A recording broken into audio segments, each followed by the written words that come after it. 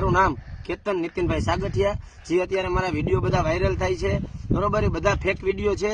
એ લોકોએ મારી માથે આક્ષેપ નાખ્યો છે કે મારી છોકરીને દવા પીવડાવી દીધી, આ તે કોઈ વસ્તુ છે નહીં. અમે બે 4/4/2023 થી પરિચયમાં આવ્યા, કોઈ દાણા જોવરાવવા આવી ને એવું કઈ હતું નહીં. એના સગા ફૂઈના છોકરા વિકી ગોહેલે અમારા બેનો પરિચય કરાવ્યો. ત્યારબાદ મારા માતાજીના માંડવામાં એનો પરિવાર આખો આવ્યો, એનો ભાઈ બધા આવ્યા હતા, એની બેન ને બધા મારી જોડે આવ્યા હતા. અને હા, કે એ લોકો કહે છે કે લોન લીધી, તો એની છોકરી નોકરી કરતી હતી, તો નોકરી ઉપર ચંદ્રાણી હોસ્પિટલમાંથી એને જોબ છોડી દીધી. કાયમ રાતે ઘરેથી ખોટું બોલી અને મારી પાસે આવતી, અહીંયા મારી સાથે રહેતી, અને એને લોન લીધી છે. તો એના મમ્મીને અને એના પપ્પાને મહિને ને મહિને પગાર દેવા માટે એને લોન લીધી છે. અને હા, જે એમ કહે કે મારી માથે લોન લીધી છે 3 લાખ રૂપિયાની, એ એના પપ્પા માથે લીધી, એ વાત સાચી છે.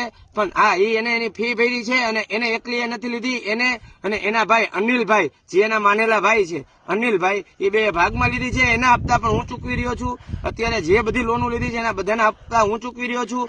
ગયા જ ગત મહિનાની તારીખે, ગયા મહિનામાં 1,20,000 રૂપિયાના દાગીના છોડાવી, અને તમારે 1,20,000 દાગીના વિઠ્ઠલભાઈ રાદડિયા બેંક, આપણે ચૌધરી હાઈસ્કૂલ રહી ત્યાં છે, ત્યાં તમે સીસીટીવી ફૂટેજ ચેક કરી શકો છો. ત્યાં કોમલ ધીરજલાલ સોલંકી નામના 1,18,000 કે 20,000 મેં ભરીને દાગીના છોડાવી દીધા. એના મમ્મી અવારનવાર ટોર્ચર કરે છે કે હજી દાગીના પડ્યા, એ બધા છોડાવી દે. અને હા, કોઈ એમ કઈક દાણા જોવા બાબતથી, તો એ બાબતે અમારે કઈ છે નહીં. અને એ લોકોએ જે સુસાઇડ નોટ વાયરલ કરી છે, તો એ સુસાઇડ નોટ પોતે ટાઈપિંગ કરેલી છે. એ તો બધા ભણેલા ગણેલા છો તમે લોકો, બધાને ખ્યાલ જ હોય. જે મારી પાસે સુસાઇડ નોટ છે, મને ખ્યાલ નહોતો કે મારા